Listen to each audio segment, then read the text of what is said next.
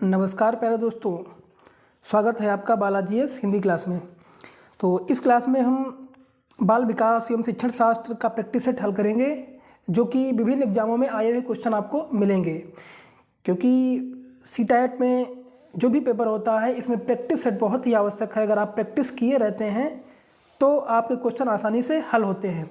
इस क्वेश्चन में, इस परीक्षा में आपको जब तक क्वेश्चन को प्रैक्टिस सेट नहीं होगा और आप क्वेश्चनों को समझ के नहीं हल करेंगे, तब तक जो है आप क्वेश्चन नहीं लगा पाएंगे। तो चलिए, इसके पहले भी मैंने कई प्रैक्टिस सेट करवा दिया है, आप लोग ना देखे हो तो प्लेलिस्ट में जा करके देख सकते हैं। तो चलिए, सीडीपी का ये प्रैक्टिस सेट है, तो प्रारंभ करते हैं इस क्वेश्चनों को। पहला क्वेश्चन है, शैशव काल की अवधि है। तो बताइए दोस्तों, शैशव काल की अवधि क्या होती है, गेस करिए। तो आपकी शैशव काल की जो अवधि होती है वो जन्म से 2 वर्ष की अवधि होती है। कितनी होती है दोस्तों? जन्म से दोस्तों 2 वर्ष होती है। तो ऑप्शन नंबर आपका दोस्तों बी सही हो जाएगा। इसके अलावा बालक इस अवस्था में पूर्णतः माता पिता पर आश्रित होता है। किस अवस्था में? 2 वर्ष की अवस्था में आश्रित होता है। और इस अवस्था में बालक के अंदर संवेगात्मक विकास आ जाते हैं। सबसे ज़्यादा क्या होता है इसमें? संवेगात्मक विकास दोस्तों आ जाते हैं। दोस्तों की क्या हो जाता है इसमें? संवेगात्मक दोस्तों विकास, संवेगात्मक दोस्तों विकास आ जाते हैं इस अवस्था में। और इसमें क्या होता है? माँ बाप के ऊपर आश्रित होता है बालक, माता और दोस्तों पिता पर आश्रित होता है प्यारे दोस्तों। तो चलिए, ऑप्शन नंबर बी आपका दोस्तों सही हो जाएगा। चलिए, अगला क्वेश्चन है, पियाजे के अनुसार 2 से 7 वर्ष के बीच का एक बच्चा ज्ञानात्मक विकास की अवस्था में है। तो बताइए, किस अवस्था में है? 2 से 7 वर्ष का बच्चा किस ज्ञानात्मक अवस्था में आता है? तो गेस करिए दोस्तों, क्या ऑप्शन आपका हो जाएगा प्यारे दोस्तों? तो ऑप्शन नंबर दोस्तों आपका सही हो जाएगा। क्योंकि पियाजे के अनुसार जो 2 से 7 वर्ष के बीच की एक जो बच्चा होता है, वो जो है पूर्ण संक्रियात्मक अवस्था में होता है, पूर्व संक्रियात्मक अवस्था में होता है। तो पियाजे के अनुसार ऑप्शन नंबर दोस्तों ए दोस्तों इसका सही हो जाएगा। और इस अवस्था में बालक अपने परिवेश की वस्तुओं को पहचानने लगता है। दोस्तों क्या होता है? जो आपका अपना परिवेश होता है, उन वस्तुओं को दोस्तों पहचानने लगता है। परिवेश की वस्तुओं को दोस्तों, परिवेश की वस्तुओं को दोस्तों पहचानने लगता है इस अवस्था में बालक। तो ऑप्शन नंबर दोस्तों आपका सही हो जाएगा ए। चलिए, अगला क्वेश्चन देखते हैं। विकास ... से ... की ओर बढ़ता है। तो बताइए, ऑप्शन क्या सही हो जाएगा दोस्तों? विकास दोस्तों, जो विकास होता है वो जटिल से कठिन की ओर बढ़ता है, जटिल से कठिन की ओर बढ़ता है। तो ऑप्शन नंबर बी दोस्तों सही हो जाएगा। और विकास आपका जो होता है, वो विकास एक जीवन पर्यंत चलने वाली प्रक्रिया है, जीवन पर्यंत चलने वाली प्रक्रिया है। और विकासात्मक परिवर्तन प्रायः व्यवस्थित, प्रगतिशील तथा नियमित होते हैं। और इसमें जो है विकास प्रायः सामान्य से विशिष्ट तथा सरल से जटिल की ओर बढ़ता है। और विकास बहुआयामी प्रक्रिया है, जो कि विकासात्मक परिवर्तन मात्रात्मक और गुणात्मक दोनों हो सकता है। क्या होता है? दोनों होता है। तो ऑप्शन नंबर दोस्तों क्या हो जाता है? ऑप्शन नंबर दोस्तों बी सही हो जाएगा। चलिए आगे देखते हैं। जब वयस्क सहयोग से सामंजस्य कर लेते हैं, तो वे बच्चे के वर्तमान स्तर के प्रदर्शन को संभावित क्षमता के स्तर के प्रदर्शन की तरफ प्रगति क्रम को सुगम बनाते हैं। इसे कहा जाता है, बताइए इसे क्या कहा जाता है दोस्तों? तो इसे दोस्तों हम लोग कहते हैं सहयोग देना। क्या कहते हैं? सहयोग देना। जो वर्तमान स्तर के प्रदर्शन को संभावित क्षमता के स्तर के प्रदर्शन की तरफ प्रगति क्रम को सुगम बनाते हैं। और वयस्क सहयोग से सामंजस्य लेते हैं, वयस्क सहयोग से सामंजस्य लेते हैं। तो इसको क्या बोलते हैं? सहयोग देना बोलते हैं। क्या बोलते हैं दोस्तों? सहयोग देना बोलते हैं। क्योंकि सहयोग के माध्यम से बच्चे के वर्तमान स्तर के प्रदर्शन को संभावित क्षमता के स्तर के प्रदर्शन की तरफ प्रगति के क्रम को सुगम बनाया जा सकता है दोस्तों। और अगर देखा जाए, बालक अपने पुराने स्कीमा, अर्थात स्कीमा क्या होता है? ज्ञान में परिवर्तन करना प्रारंभ कर देता है। तो इस प्रक्रिया को समायोजन कहते हैं। और वाइगोस्की के समीपस्थ विकास सिद्धांत के अनुसार जब बच्चा समस्या का समाधान किसी सहायता अथवा मार्गदर्शन में करता है तो वह प्रक्रिया ही सहारा देना कहलाती है। तो इसका ऑप्शन नंबर दोस्तों क्या हो जाएगा? ऑप्शन नंबर इसका दोस्तों सही हो जाएगा, ऑप्शन नंबर बी सही हो जाएगा। चलिए आगे बढ़ते हैं। अगला क्वेश्चन है दोस्तों, अगला क्वेश्चन है नवीन जानकारी को शामिल करने के लिए वर्तमान स्कीमा अवधारणा में बदलाव की प्रक्रिया है, क्या कहलाती है बताइए? तो ये बदलाव की जो प्रक्रिया कहलाती है दोस्तों, तो ये कहलाती है समायोजन। जैसा कि अभी पढ़ चुके हैं आप, समायोजन दोस्तों, समायोजन कहलाती है। तो ऑप्शन नंबर सी दोस्तों सही हो जाएगा। और अगर देखा जाए तो पियाजे के संज्ञानात्मक सिद्धांत के अनुसार वातावरण के अनुरूप स्वयं को ढालना अनुकूलन कहलाता है। अनुकूलन क्या कहलाता है? जो बालक जो है अपना वातावरण में स्वयं को ढाल लेता है, वही क्या होता है? अनुकूलन होता है। और पूर्व के ज्ञान के साथ नवीन ज्ञान को जोड़ने की प्रक्रिया को आत्मसात कहते हैं। आत्म क्या बोलते हैं दोस्तों? आत्मसात बोलते हैं। आत्मसात दोस्तों क्या बोलते हैं? उसको आत्मसात बोलते हैं।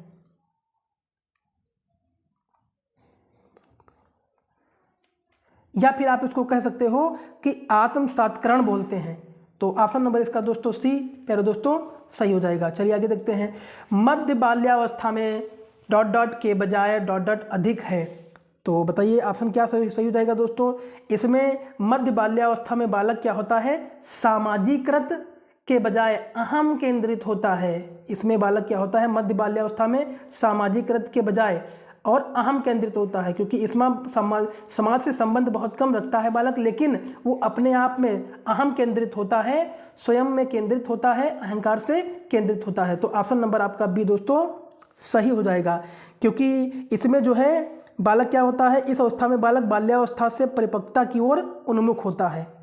बाल्यावस्था से परिपक्वता की ओर दोस्तों उन्मुख होता है। तो ऑप्शन नंबर दोस्तों बी सही हो जाएगा। चलिए, बाल केंद्रित शिक्षा में शामिल है क्या दोस्तों?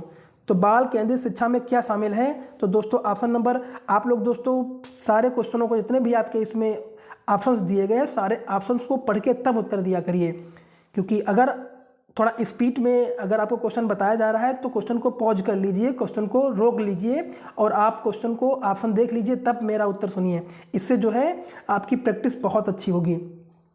तो चलिए, ऑप्शन नंबर क्या सही हो जाएगा आपका? ऑप्शन नंबर दोस्तों इसमें सही हो जाएगा बच्चों के लिए हस्तपरक गतिविधियां। बच्चों के लिए हस्तपरक गतिविधियां, ऑप्शन नंबर दोस्तों ए सही हो जाएगा।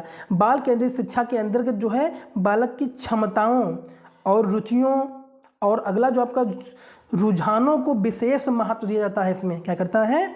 विशेष महत्व दिया जाता है। और तथा पाठ्यक्रम में निर्धारण में भी इन तथ्यों का ध्यान रखा जाता है, क्योंकि हस्तपरक जो गतिविधियां होती हैं वो बालक में या बालक से या गतिविधियों के माध्यम से बालक को आत्म अभिव्यक्ति के अवसर प्रदान होते हैं।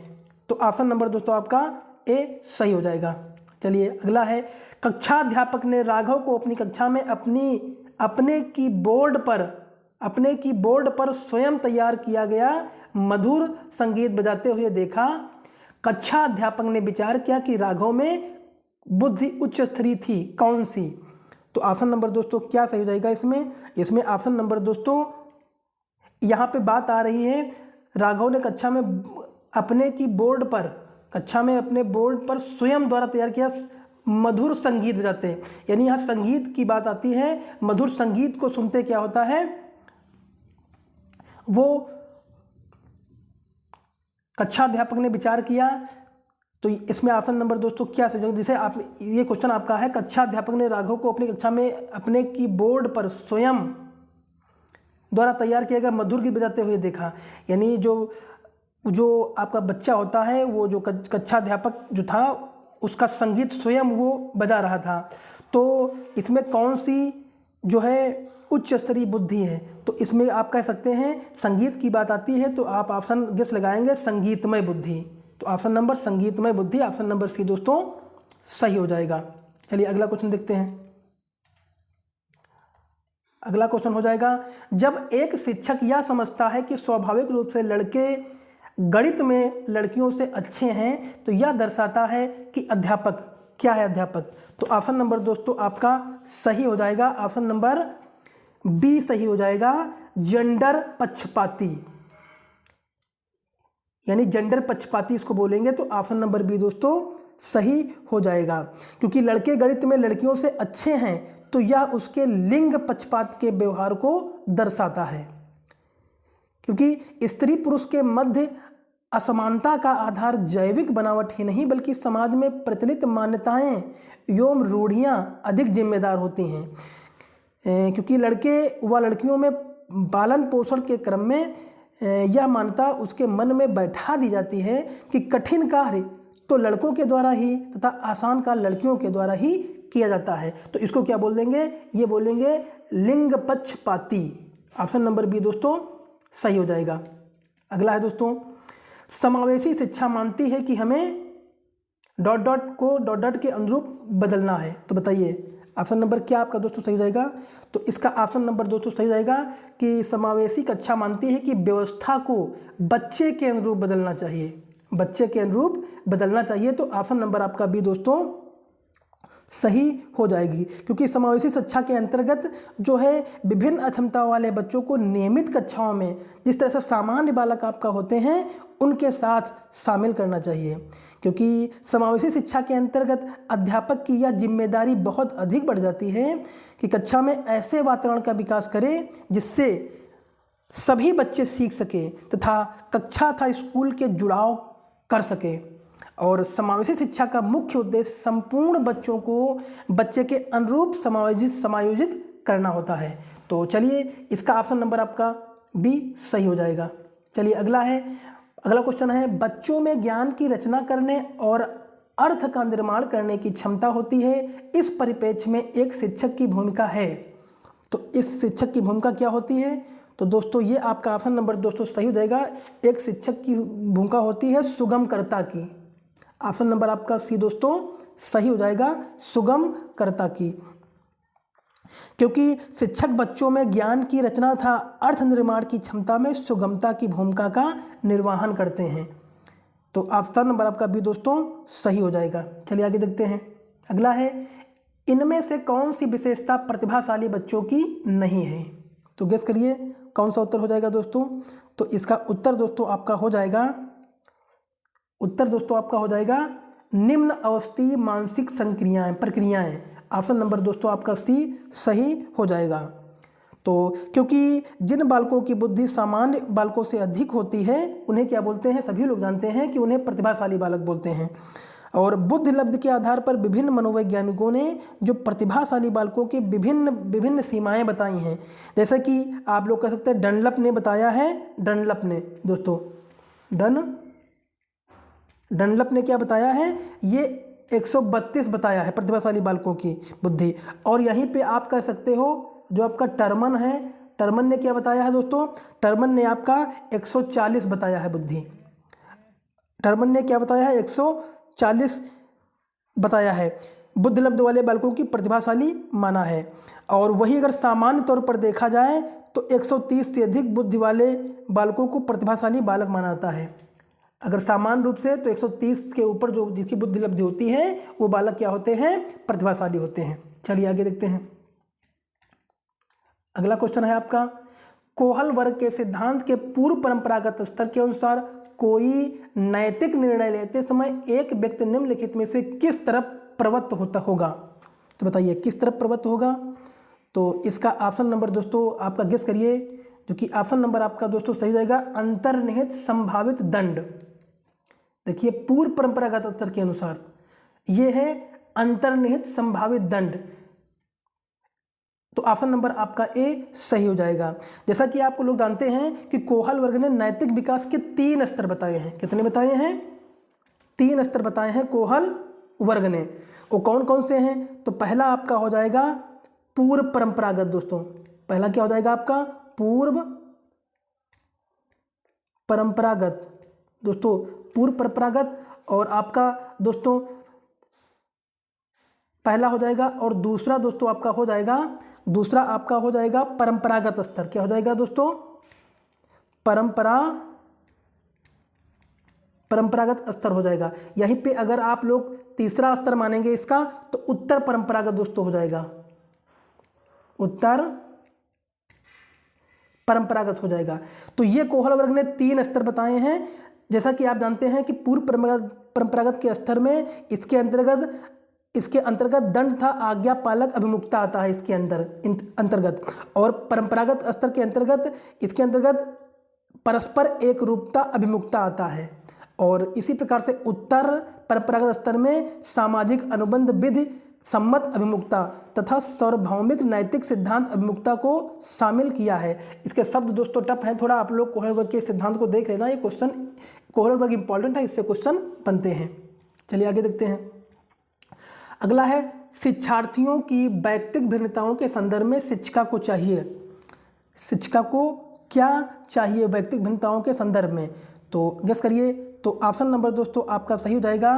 दोस्तों ये विविध प्रकार के अधिक परिस्थितियों को उपलब्ध कराना, ये विविध प्रकार के अधिगम परिस्थितियों को उपलब्ध कराना, यही जो है वैयक्तिक भिन्नताओं के संदर्भ में शिक्षिका को, अगर शिक्षक है तो उसको चाहिए। ऑप्शन नंबर ए दोस्तों सही हो जाएगा, क्योंकि आप लोग जानते हैं कि अधिगम एक ऐसी प्रक्रिया है जिसके द्वारा जो है अभ्यास के माध्यम से व्यवहार परिवर्तन किया जा सकता है, और अधिगम का उद्देश्य शिक्षा द्वारा बालकों के व्यक्तित्व विकास के और व्यापक लक्ष्य की प्राप्ति है। और इसमें विभिन्न विद्यार्थियों की वैयक्तिक भिन्नता को ध्यान में रखकर उन्हें उनके अनुरूप विविध सहायता परिस्थितियां देकर और उनमें अधिगम को आसानी से ग्रहण करवाया जा सकता है। तो ऑप्शन नंबर आपका ए सही हो जाएगा। चलिए अगला है, निम्नलिखित में से कौन सा बालक विकास का एक सिद्धांत नहीं है। बाल विकास का सिद्धांत दोस्तों नहीं है, बताइए। बाल विकास का सिद्धांत नहीं है तो इसमें कौन सा नहीं है, तो जो दोस्तों ऑप्शन नंबर आपका प्यारे दोस्तों सही हो जाएगा। तो ये आपका जो है सभी विकास तथा अधिगम एक समान गति से आगे बढ़ते हैं, नहीं, तो ये ऑप्शन नंबर आपका गलत हो जाएगा। बाकी आपका सभी विकास एक क्रम का पालन करते हैं, ये भी आपका सही हो जाएगा। बाल विकास का जो सिद्धांत होता है वो सभी विकास कहता है कि सभी विकास एक क्रम में पालन करते हैं। दूसरा, विकास के सभी क्षेत्र महत्वपूर्ण होते हैं, ये भी कहता है। और विकास परिपक्व तथा अनुभव की अंतःक्रिया का परिणाम है, ये भी है। तो ऑप्शन नंबर डी दोस्तों इसका सही हो जाएगा। चलिए आगे देखते हैं। निम्नलिखित में से कौन सा आकलन करने का सर्वाधिक उपयुक्त तरीका है, तो बताइए दोस्तों सर्वाधिक उपयुक्त तरीका है क्या है। तो ऑप्शन नंबर दोस्तों आपका सही हो जाएगा। ऑप्शन नंबर आपका दोस्तों सही हो जाएगा। आकलन एक शैक्षणिक सत्र में 2 बार करना चाहिए, शुरू में और अंत में। क्या ये सही है? नहीं है, नहीं सही है। तो ऑप्शन नंबर आपका इसका सही हो जाएगा कि आकलन शिक्षण अधिगम में अंतर प्रक्रिया है, यही आपका दोस्तों सही हो जाएगा। तो ऑप्शन नंबर बी दोस्तों आपका सही हो जाएगा। तो चलिए इस प्रैक्टिस सेट में दोस्तों हम 16 ही क्वेश्चनों को रखेंगे, क्योंकि फिर वीडियो बड़ा हो जाएगा, और इसका जो नेक्स्ट पार्ट है अगले दिन करवाएंगे। अगर वीडियो अच्छा लगा हो तो लाइक करिए, कमेंट करिए, चैनल को सब्सक्राइब कर दीजिए। और अगर कोई कमी हो, अगर कोई आप मुझे सुझाव देना चाहते हैं तो कमेंट बॉक्स में लिख के बताइए कि क्या हम अच्छा बेहतर करें। धन्यवाद।